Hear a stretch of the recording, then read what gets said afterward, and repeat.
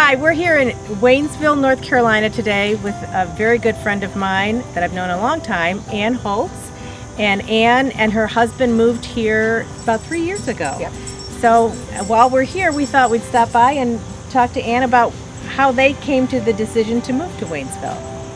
So I'm going to let you take it away. How did you, after living in Knoxville and other cities, decide to move to Waynesville?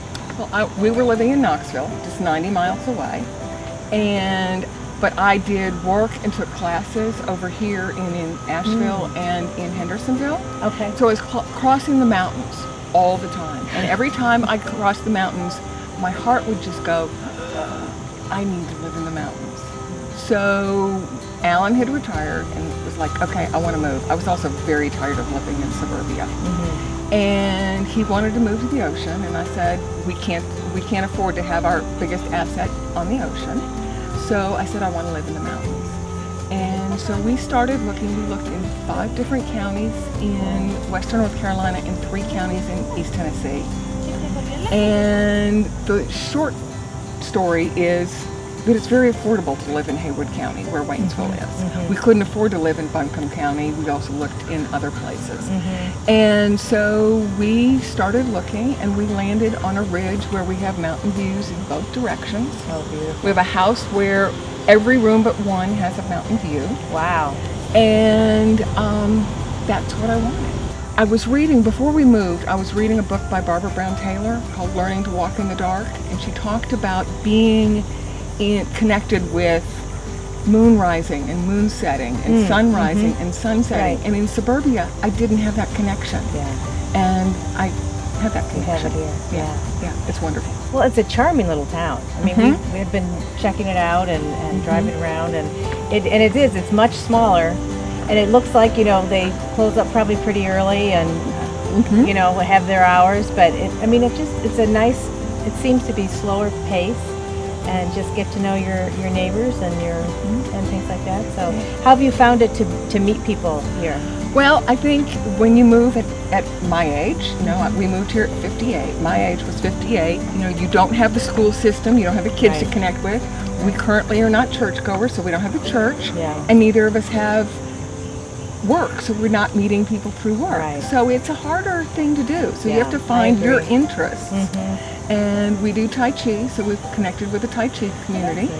And I'm active in some social justice work, so that's how I've gotten connected with most folks. That's great. That's great. And we're at this beautiful, and how do you say this is Lake Junaluska. It's beautiful. And Lake Junaluska started as a Methodist camp and conference center. And now people who had visited here for those reasons in their youth and whatever now have houses all around the lake. But this is a community place. It's there's a walking path around the lake, and there are gardens to visit. There's a rose walk. They host part of the Folk Festival here, which is an international festival. They have the Folk Festival here. There are theological things here. There's a mixture of things that feed the entire community. So we're here several times a week walking the path. I bet. Well, it's so pretty. Yeah, it's so pretty. Since you've moved here, what would you say is the favorite thing that you've found or discovered?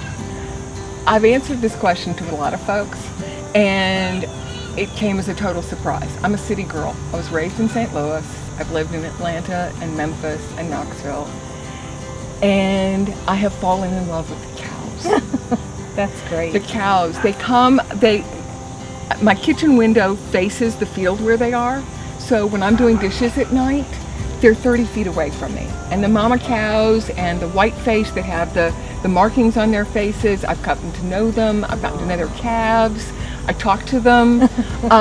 So I've become this rural girl, and who would have thunk, at the age of 48, that I would have fallen in love with country life. Now, it's nice that they belong to somebody else, and I don't pay their vet bills. And you don't have to take care of them. You can just enjoy them. I don't have to be there when Mama's birthing, okay? Exactly. They belong to somebody else, but I have fallen in love with them. That's great. What a neat story. That's terrific. How fun. Well, thank you so much for taking some time and talking with us about Waynesville. Everybody, it's always interesting to hear people's perspective when they move someplace new and what it's like, and also some of the things that are a little more difficult moving when you're older. Yeah. But it's great. It's a beautiful area, and this area is wonderful, and it's very active, and so. Well, it's, and we've got everything you could need. I mean, shopping, nice grocery stores, pretty much everything we need. Yeah. And yet we can be in downtown Asheville in 35 minutes. I was surprised how close Asheville is. Yeah, we had been there too, so it's interesting. Yeah. Well, great. go. Well, thank you very You're much. welcome. We Glad really to talk. appreciate it. Thanks.